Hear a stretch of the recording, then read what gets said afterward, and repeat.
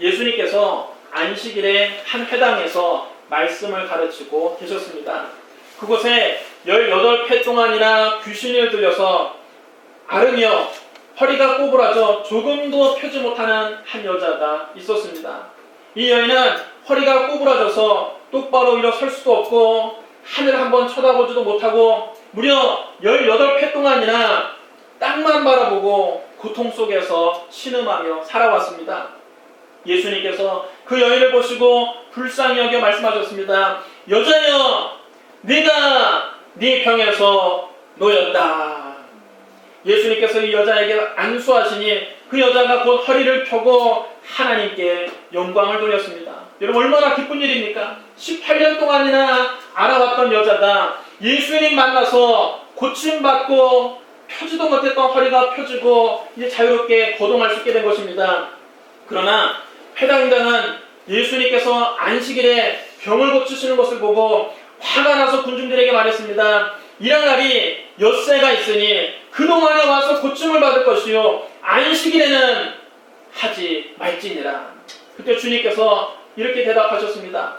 외식하는 자들아, 너희가 각각 안식일에 자기의 소나 나귀를 외양간에서 풀어내어 이끌고 가서 물을 먹이지 아니하느냐? 그러면 18회 동안이나 사탄에게 매인받은 이 아브라함의 딸을 안식일에 이 매인에서 푸는 것이 합당하지 아니하냐?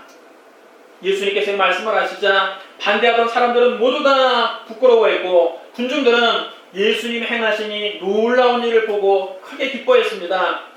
여러분, 이 이야기에서 우리는 주목해야 될 세 가지가 있습니다. 눈여겨봐야 될 세 가지가 있습니다. 첫째로 귀신과 질병의 관계를 눈여겨봐야 합니다. 누가복음 13장 11절 말씀 우리 같이 한번 읽겠습니다. 누가복음 13장 11절 말씀 우리 큰 소리로 함께 읽겠습니다. 시작. 18회 동안이나 귀신 들려 앓으며 꼬부라져 조금도 펴지 못하는 한 여자가 있더라. 성경은 이 여자가 귀신 들며 앓고 있다고 분명하게 말씀하고 있습니다. 귀신은 사탄과 함께 타락한 천사들입니다. 귀신은 악령들로서 사람의 몸과 마음에 악한 일을 합니다. 우리에게 생기는 많은 질병이 귀신에게 눌릴 때 발생합니다. 여러분, 물론 모든 병이 다 귀신으로부터 온 것은 아닙니다. 교통사고로 장애를 당할 수도 있고 음식을 잘못 먹어서 식중독이 생길 수도 있고 잠을 잘못 자서 어깨가 결릴 수도 있습니다. 하지만 많은 병이 귀신에게 눌려서 발생하는 겁니다. 마태복음 12장 22절에 보면 그때 귀신 들려 눈 멀고 말 못하는 사람을 데리고 왔거늘 그랬습니다. 여러분, 이 사람이 눈 멀고 말 못하게 된 것이 귀신 들렸기 때문이라고 성경은 분명히 말씀하고 있습니다. 욥기 2장 7절에도 보면 사탄이 이에 여호와 앞에 물러가서 욥을 쳐서 그의 발바닥에서 종수리까지 종기가 나게 한지라. 그렇게 기록하고 있습니다. 여러분, 사탄이 욥을 치자 욥의 온몸에 악성 종기가 생겨서 머리에서부터 발끝까지 고름이 나고 악성 종기로 고통을 당하게 됐다는 것입니다. 사도행전 10장 38절에도 보면 하나님이 나사렛 예수에게 성령과 능력을 기름 붓듯 하셨음에 그가 두루 다니시며 선한 일을 행하시고 마귀에게 눌린 모든 사람을 고치셨으니 이는 하나님이 함께 하셨습니다. 여기도 보면 예수님이 마귀에게 눌린 모든 사람을 고치셨다고 말씀하고 있습니다. 마귀에게서 눌려서 생긴 병을 예수님이 고치신 것입니다. 성경은 질병의 원인이 마귀와 귀신들에게 있음을 분명히 하고 있습니다. 안 믿는 사람들은 질병의 원인이 마귀와 귀신에 있다는 것을 이해하지 못합니다. 그들은 반문합니다. 병은 세균이나 바이러스에 감염돼서 생기는 것이지 무슨 귀신이냐, 무슨 귀신 같은 소리를 하느냐, 21세기에 무슨 그런 미신 같은 소리를 하느냐, 그런 비과학적인 소리 하지 말라고 반문합니다. 그러니 여러분, 오늘 많은 저명한 의사들도 많은 질병이 마음이 눌려서 발생한다는 것을 인정하고 있습니다. 최근에는 의학계에서도 인간의 건강과 질병 치료에는 전통적인 생물학적인 원인 외에 심리적인 원인, 사회적인 원인, 영적인 요인들이 두루 고려되어야 된다는 연구 결과가 쏟아지고 있습니다. 영적으로 혹은 심리적으로 문제가 생기면 그것이 육신의 질병으로도 발전하게 된다는 것입니다.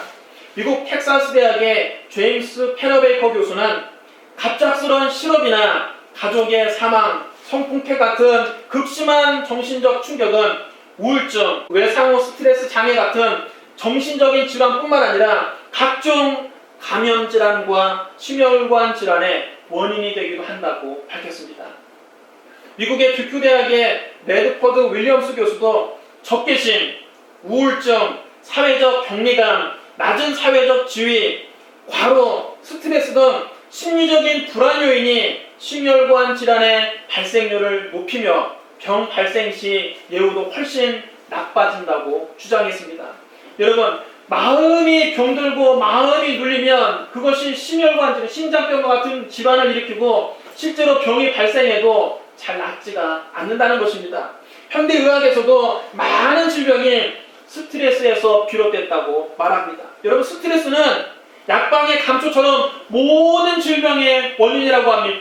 오늘 여러분 병원에 가보십시오. 병원에 가서 왜 이런 증상이 생겼습니까? 스트레스를 받아서 그렇습니다. 많이 과로해서 그렇습니다. 스트레스 때문에 발생했습니다. 별다른 뚜렷한 원인을 밝히지 못하면 대개 여러분 병의 원인을 어디로 돌립니까? 전부 스트레스 때문에 병이 발생했다고 합니다. 여러분, 스트레스가 만병의 근원입니다. 그런데 여러분, 이 스트레스가 뭡니까? 도대체 스트레스라는 게 뭡니까? 스트레스라는 말은 압박감, 정신적인 중압감을 뜻하는 것입니다. 다시 말하면 여러분, 정신적으로 눌려있다는 것입니다. 누가 우리의 마음을 누릅니까? 바로 마귀와 귀신들이 우리의 마음을 누르는 것입니다. 표현만 달리했을 뿐 성경이나 현대의학이나 모든 질병이 영적인 눌림에 있다는 것을 인정하고 있는 것입니다. 마귀는 우리를 도둑질하고 죽이고 멸망시키는 일을 합니다. 마귀는 우리 영혼을 도둑질하고 죽이고 멸망시키는 일만 하는 것이 아닙니다. 우리의 영과 마음을 병들게 함으로써 우리의 육신도 병들게 만드는 것입니다. 여러분, 마귀가 우리의 마음속에 미움과 분노, 염려와 근심, 불안과 초조, 충격과 공포, 절망과 우울증을 가져오면 그것이 원인이 돼서 우리 몸에 심장병, 뇌졸중, 암, 위장병, 피부병, 신경통, 관절염과 같은 병도 발생하는 것입니다. 여러분, 집에 거미가 있으면 집 구석구석에 거미줄을 칩니다. 이때 여러분, 거미줄을 없애는 방법이 두 가지가 있습니다. 한 가지 방법은 거미줄이 생길 때마다 그 거미줄을 걷어내는 것입니다. 또 다른 방법은 아예 그 거미를 잡아서 없애는 것입니다. 여러분, 우리가 늘 거미줄만 없애면 거미는 또 다른 곳에 가서 거미줄을 또 쳐놓습니다. 그러나 거미를 잡아버리면 다시는 거미줄을 치지 못하는 것입니다. 의학적인 치료는 거미줄을 걷어내는 것과 같습니다. 이것은 질병의 증상을 완화시키고 또 일부 질병을 치료하기도 하지만 병에 대한 근원적인 해결책은 되지 못합니다. 귀신이 와서 우리 몸에 자꾸 거미줄을 칩니다. 또 다른 곳에 가서 거미줄을 칩니다. 그럼 우리는 또 의술로 병을 고칩니다. 그럼 귀신이 또 다른 곳에 가서 또 질병을 줍니다.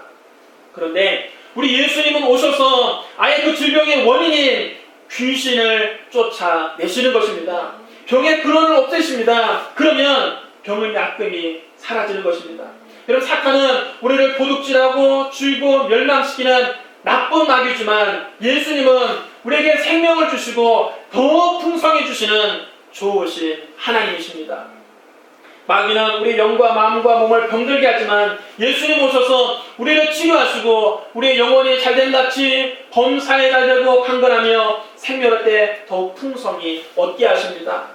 이 예수님을 여러분 마음 깊이 모시게 되시기를 주님의 이름으로 축원합니다. 이 예수를 여러분 영혼 깊은 곳에 주인으로 모셔드리기를 주님의 이름으로 축원합니다. 예수님 우리 영혼 깊은 곳에 주인으로 모시면 마귀가 우리를 공격할 수 없는 것입니다.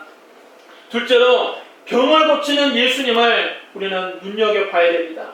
예수님께서 안식일에 18회 동안이나 귀신에 앓던 그 여인을 안수하고 고치시자 회당장은 예수님께서 안식일에 일을 하셨다고 화를 내면서 길길이 낚였습니다. 그러면서 사람들에게 말하기를 일할 날이 엿새나 있으니 그동안에 와서 고침을 받을 것이요 안식일에는 절대로 일하지 말 것입니다.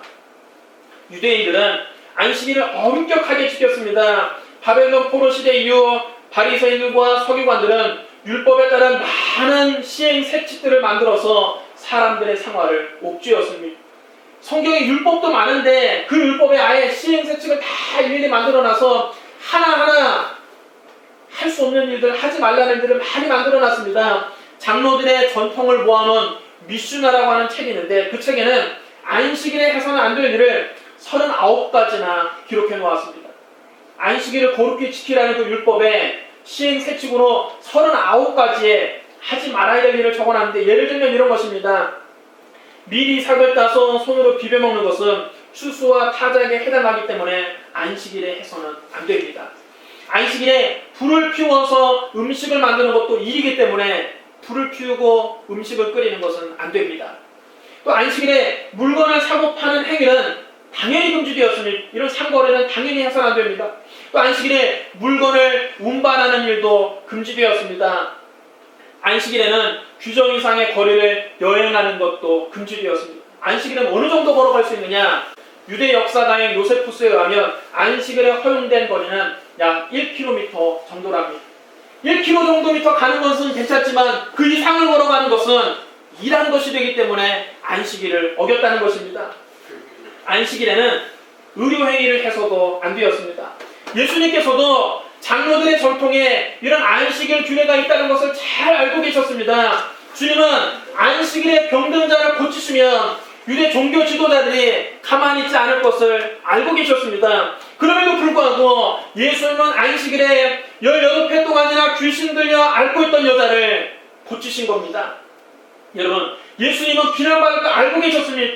안식일에 회당에서 그 허리가 꼬부라져 고통당하는 여인 고치면 대부분의 유대 종교 지도자들이 회당장이 일어나고 바리새인들이 일어나고 서기관들이 일어나서 예수님을 비난하고 공격할 것을 알고 계셨습니다. 그럼에도 불구하고 예수님이 병들어 고통당하는 여인을 불쌍히 여기시고 비난을 감수하고서도 그 여자를 고쳐주신 것입니다.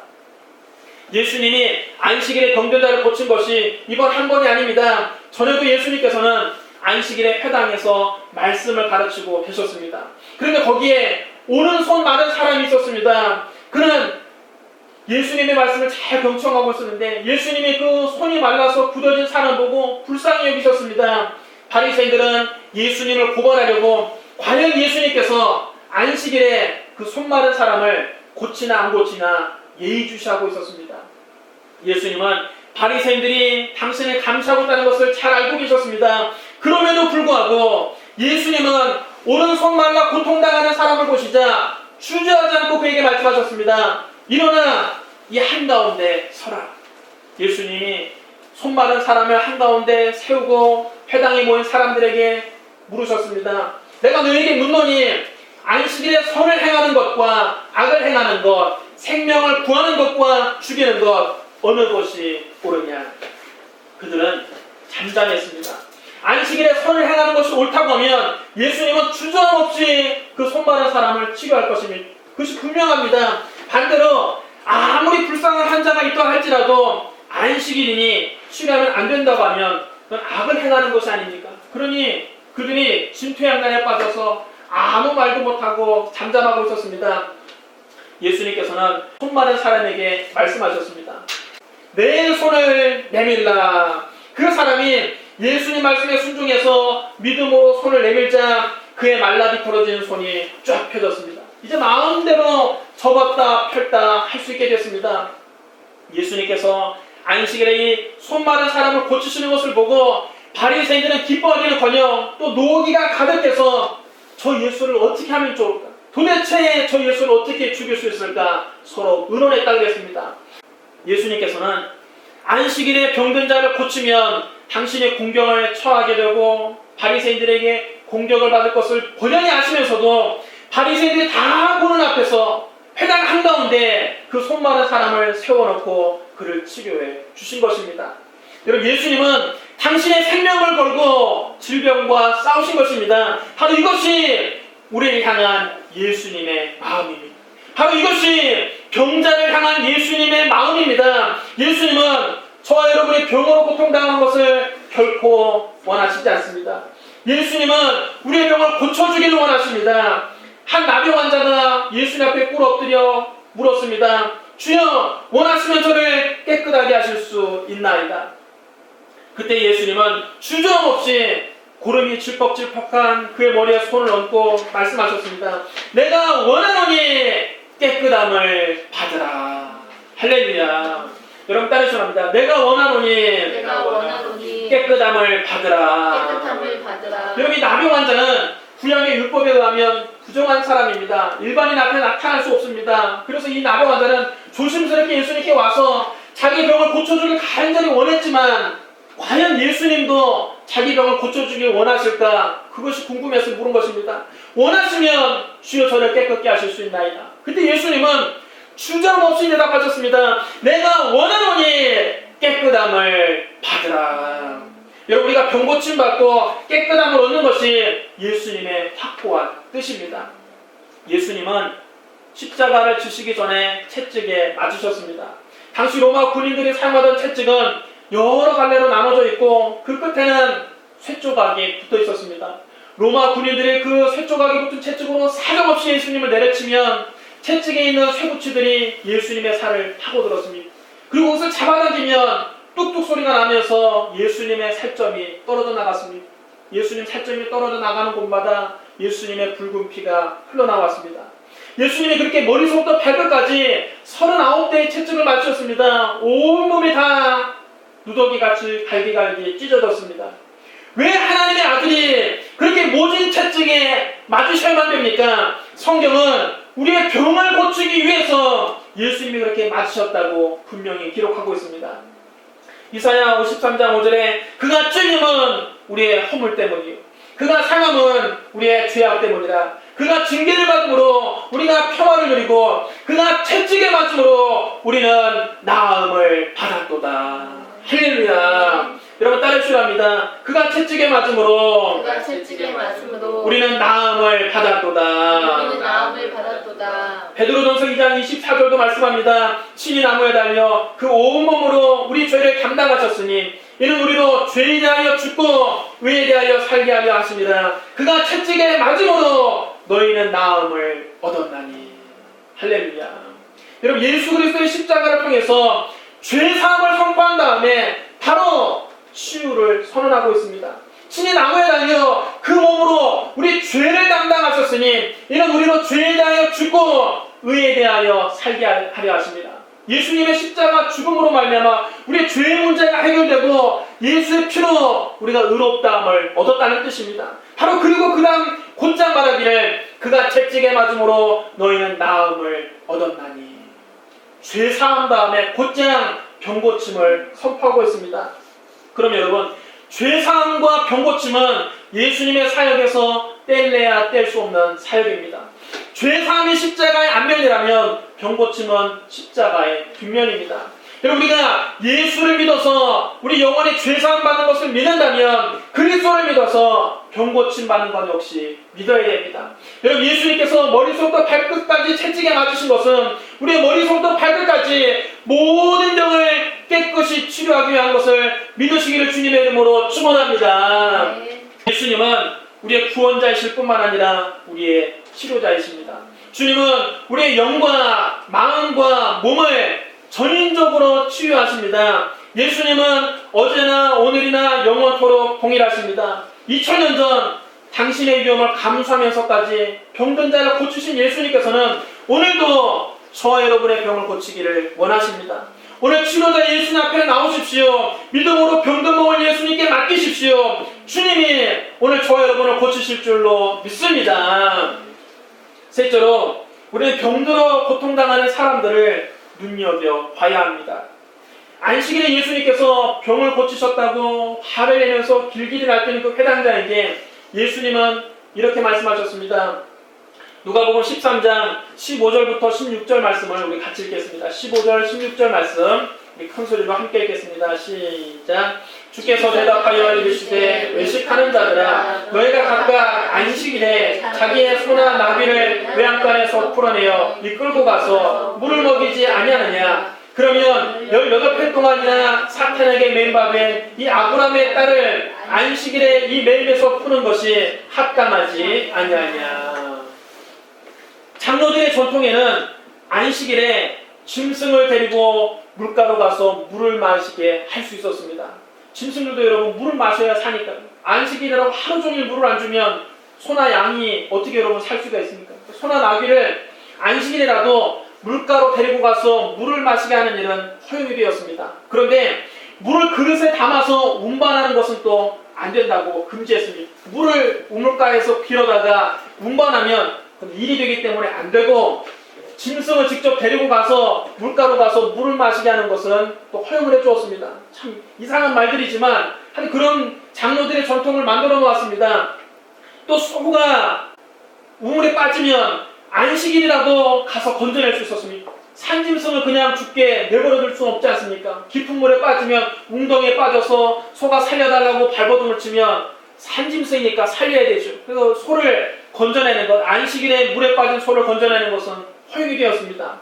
여러분, 회당장도 안식일에 사람들이 그런 일하는 거 다 이해해 주었습니다. 짐승을 데리고 와서 물을 마시게 하는 것도 산짐승이니까 마시게 해야지. 물에 빠진 소가 발버둥 치면 그 소 살려내는 것 살려야 된다고 인정해 주었습니다. 그런데 여러분, 짐승보다 훨씬 소중한 사람의 생명을 살린 예수님을 회당장은 비난했던 것입니다. 회당장은 18회 동안이나 사탄에게 물려서 허리가 꼬부라져 고통당하는 이 여인의 아픔은 전혀 생각하지 않았던 것입니다. 물에 빠진 소가 발버둥 치는 것은 안타까워하면서 이 여인이 18회 동안이나 고통당한 것, 허리가 꼬부라져서 허리를 펼 수 없어서 늘 허리를 두드리며 신음하는 이 여인의 고통에 대해서는 회당장은 무관심했습니다.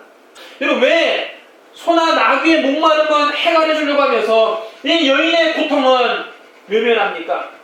우리 믿는 사람들은 병들어 고통당하는 사람을 외면하지 말아야 합니다. 예수님께서는 참된 이웃에 대해서 비유를 들어 말씀하셨습니다. 어떤 사람이 예루살렘에서 여리고로 내려가다가 그만 강도를 만났습니다. 강도들이 그가 가진 것을 다 빼앗고 그를 때려서 거반 죽게 된 것을 길거리에 내버리고 그냥 달아났습니다. 그는 피투성이가 된 채 쓰러져서 신음하고 있었습니다. 그때 마침 한 제사장이 그 앞을 지나가게 되었는데, 제사장은 강도 만난 사람을 구해줄 생각을 하지 않고 오히려 율법적으로 정죄만 하고 지나가 버렸습니다. 자네가 이렇게 강도 만난 것은 무슨 죄가 많아서 이렇게 된 것 같네. 그래서 지나간 것입니다.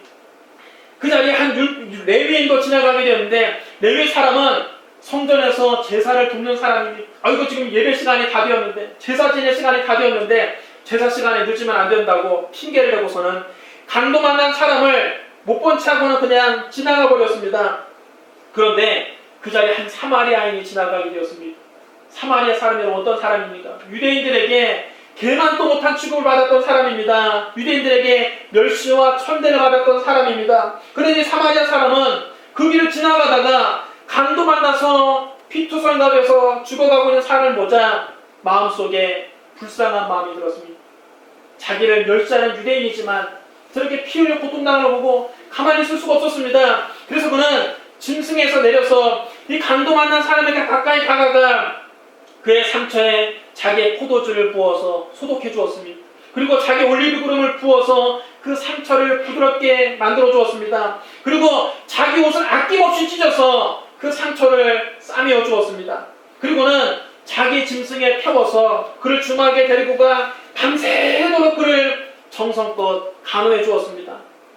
이튿날 사마리아 사람은 그 주막집을 나서면서 주막집 주인에게 데나리온 불을 주면서 이 사람을 좀 잘 도울러달라고 그랬습니다. 비용을 얼마든지 들더라도 이 사람을 살리라고 그랬습니다. 비용이 더 들면 자기가 장사를 마치고 돌아오는 길에 그 비용을 다 갚겠다고 약속했습니다. 예수님이 이 비유를 말씀하시고 사람에게 물었습니다. 네 생각에는 이 세 사람 중에 누가 강도 만난 자의 이웃이 되겠느냐? 여러분 생각에는 누가 이 강도 만난 사람의 참된 이웃입니까? 제사장입니까? 레위인입니까? 사마리아 사람입니까? 여러분, 물어볼 필요도 없이 자비를 베푼 사마리아 사람입니다. 예수님 우리에게 말씀하셨습니다. 가서 너도 이와 같이 하라. 예수님 우리에게도 가서 이 선한 사마리아처럼 강도 만나 피투성이가 된 사람을 돌보라는 것입니다. 이 세상에는 사탄과 귀신을 만나서 영육간에 병들어 죽어가는 사람들이 너무나 많이 있습니다. 고통 속에 신음하는 사람들이 너무나 많이 있습니다. 우리가 이런 병든 이웃들을 외면하면 안 된다는 것입니다. 교회는 병든 자들을 위해 기도할 책임이 있습니다. 야고보서 5장 14절로 16절을 말씀합니다. 너희 중에 병든 자가 있느냐? 그는 교회의 장로들을 청할 것이요 그들은 주의 이름으로 기름을 바르며 그를 위하여 기도할지니라. 믿음의 기도는 병든 자를 구원하리니 주께서 그를 일으키시리라. 혹시 죄를 범하였을지라도 사하심을 받으리라. 그러므로 너희 죄를 서로 고백하며 병이 낫기를 위하여 서로 기도하라. 의인의 간구는 역사하는 힘이 큼이니라. 할렐루야. 여러분 따라서 합니다. 병이 낫기 위하여 서로 기도하라. 성경은 병이 낫기 위해서 서로를 위해서 기도하라고 명령하셨습니다. 여러분, 명령은 지켜도 되고 안 지켜도 되는 것이 아닙니다. 병든 자를 위해서 기도하는 사역은 우리가 해도 되고 안 해도 되는 사역이 아닙니다. 교회가 반드시 해야만 하는 사역입니다. 예수님께서는 이미 저와 여러분에게 귀신을 쫓아내며 병든 자들을 치유하는 권세를 주셨습니다. 주님이 여러분 하늘로 올라가시기 직전에 말씀하셨습니다. 믿는 자들에게는 이런 표적이 따르리니 곧 그들이 내 이름으로 귀신을 쫓아내며 새 방언을 말하며 뱀을 집어올리며 무슨 독을 마실지라도 해를 받지 않으며 병든 사람에게 손을 얹은 즉 나으리라. 여러분 따라서 합니다. 병든 사람에게 손을 얹은 즉 나으리라. 이미 우리 안에 귀신을 쫓아내며 병든 사람에게 손 얹으면 낫는 능력과 권세가 있습니다. 바로 예수 그리스도의 이름이 그 권세입니다. 우리가 예수 이름으로 귀신을 쫓아내면 귀신은 소리치며 떠나가게 되어 있습니다. 우리가 예수 이름으로 병든 사람에게 손 얹으면 주님이 그를 치료하십니다. 여러분, 손을 얹는 것은 우리가 하지만 치료는 주님이 해주십니다. 여러분, 어떤 사람은 말을 묻습니다. 목사님, 그렇게 병든 사람에게 손을 얹었는데 만약 안 나면 어떡합니까? 안 나면 그 큰 망신 아닙니까? 여러분, 그런 걱정을 하지 마십시오. 병든 자를 위해서 기도하는 것은 우리 책임이고 병이 낫고 안 낫고는 주님의 책임입니다. 기도하는 것은 우리의 몫이요 치료하는 것은 주님의 몫입니다. 치유는 주님께 맡기고 여러분, 우리는 병든 사람을 위해서 간절히 기도해 주어야 됩니다. 우리가 믿음으로 기도하면 주님께서 병든 자들을 고쳐주십니다. 사랑하는 성도 여러분, 예수님께서는 안식일에 회당에서 무려 18회 동안이나 귀신 들려 앓으며 꼬부라져 조금도 펴지 못하는 그 여자를 눈여겨보시고 그를 고쳐주셨습니다. 안식일에 그를 치료하면 유대교 지도자들에게 당신이 무섭게 공격을 받을 것을 번연히 아시면서도 그를 고쳐주셨습니다. 주님은 이 여인의 아픔을 외면하지 않으셨습니다. 오늘 그 주님이 이 자리에 와 계십니다. 주님은 여러분의 슬픔과 고통을 외면하지 않습니다. 여자여, 네가 내 병에서 놓였다 말씀하신 예수님께서는 오늘 우리에게도 동일하게 말씀하십니다. 사랑하는 아들아, 네가 내 병에서 놓였다. 사랑하는 딸아, 내가 내 슬픔에서 놓였다. 주님은 우리도 병든 자들을 위해서 기도하기를 원하십니다. 주님은 우리가 고통받는 사람들을 위해서 기도하기를 원하십니다. 우리 주변에도 몸이 병들어 고통당하는 사람들이 많이 있습니다. 또 마음이 병들어서 신음하는 사람들이 많이 있습니다. 주님은 우리가 그들을 위해서 기도하기를 원하십니다. 그들의 아픔을 외면하지 마십시오. 예수님의 마음을 가지고 기도하십시오. 우리가 주님의 마음을 가지고 기도할 때 주님이 우리와 함께 하십니다. 우리가 예수 이름으로 명령할 때 귀신은 쫓겨납니다. 우리가 예수 이름으로 병든 자에게 손을 얹으면 주님이 그를 치료하십니다. 여러분, 주님의 귀한 도구로 쓰임받는 저와 여러분이 되시기를 주님의 이름으로 축원합니다. 우리 기도하겠습니다. 사랑의 예수님, 예수님은 어제나 오늘이나 영원토록 동일하신 줄로 믿습니다. 안식일에 회당에서 18회 동안이나 고통당한 여인을 고치신 예수님, 오늘 이 자리에 오셔서 우리를 고쳐 주시옵소서. 주님이 친히 안수하여 주시옵소서. 주여 우리를 불쌍히 여겨주시고 모든 병에서 노예남 받게 하여 주시옵소서. 우리도 주님의 마음 가지고 병든 자들 위해서 기도하기를 원합니다. 주님, 우리를 주님의 도구로 사용하여 주시옵소서. 예수 이름으로 기도할 때마다 귀신이 소리치며 떠나가게 하여 주시고, 예수 이름으로 기도할 때마다 병든 자들이 낫게 하여 주시옵소서. 예수님 이름으로 감사하며 기도드리옵나이다. 아멘.